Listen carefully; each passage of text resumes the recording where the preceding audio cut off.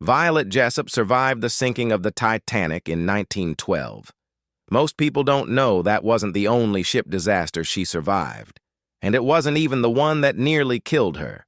Before Titanic, she was aboard its sister ship when it collided with a warship. After Titanic, she was aboard the third sister ship when it sank in under an hour and was pulled underwater directly into the path of a spinning propeller. 3 sister ships. 3 disasters. 1 woman on board for every single one. This is the true story of Violet Jessop. Violet Constance Jessop was born in 1887 in Argentina, the eldest of 9 children born to Irish immigrant parents. When her father died young and her mother's health began to fail, 21-year-old Violet left school and went to sea, following her mother into work as an ocean liner stewardess, one of the few respectable jobs open to a young woman who needed to support a family. In 1910, Violet was hired by the White Star Line and assigned to their newest flagship, RMS Olympic, the largest ship in the world, first of 3 magnificent sister vessels the company was building.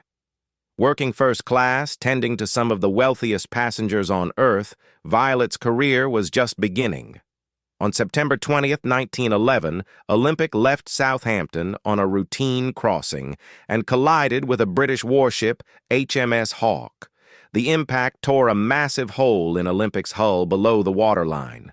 No one died. The ship limped back to port for repairs.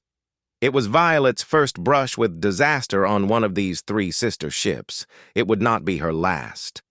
In 1912, Violet transferred to Olympic's brand-new sister ship, a vessel being marketed as the safest, most luxurious ocean liner ever built. Its name was RMS Titanic.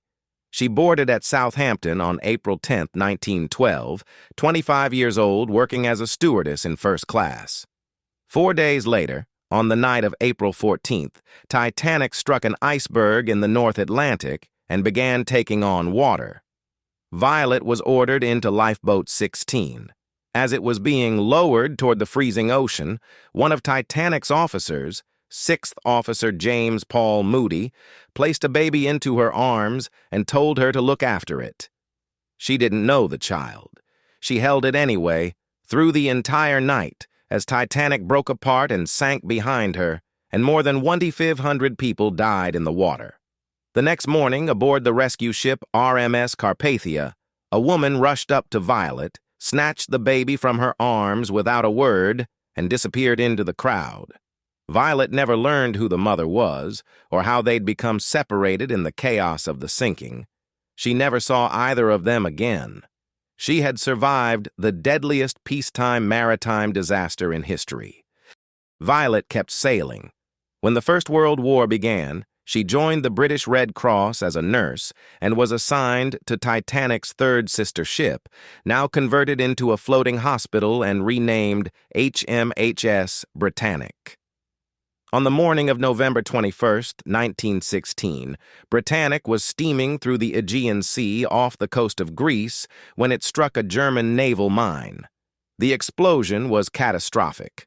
Where Titanic had taken nearly 2.5 hours to sink, Britannic went down in under 55 minutes, the fastest of the 3 sinkings, and the one Violet was now living through in person. As lifeboats were launched, 2 of them drifted directly into the still-spinning blades of Britannic's massive propellers, which hadn't fully stopped as the ship went down, and were torn apart, killing the people inside. Violet jumped from the deck into the open water to avoid the same fate, and was immediately pulled downward, sucked toward the ship's hull by the force of the sinking. She dove deeper, forcing herself under the keel of the ship itself to escape the pull toward the propellers, and struck her head hard against the ship's hull as she went. She surfaced, alive, with a skull fracture she wouldn't even know she had for years. 3 sister ships, 3 disasters. She had now survived all of them. Violet Jessop kept working at sea for more than 3 decades after Britannic sank beneath her. In 1920, she signed back on with the repaired Olympic, the ship that had started it all, and continued sailing the Atlantic as a stewardess until she finally retired in 1950 at the age of 63. It wasn't until years after the Britannic sinking that Violet learned the full truth about her own injury. During a routine medical exam, a doctor examining an old head X-ray noted signs of a healed skull fracture and asked when it had happened. Violet, who had been suffering chronic unexplained headaches for years without connecting them to anything, realized for the first time that the blow she took diving under Britannic's hull had actually cracked her skull, and that she'd simply gone back to work at sea without ever having it properly treated. She rarely spoke publicly about any of the three disasters. Colleagues who worked alongside her for years said she almost never brought them up unprompted, treating decades of survival as simply part of the job rather than a story to tell. Violet Jessop died in 1971, at 83 years old, having spent more time at sea aboard the most dangerous ships of the early 20th century than almost anyone alive. 3 sister ships were built to be the safest vessels ever to cross the Atlantic.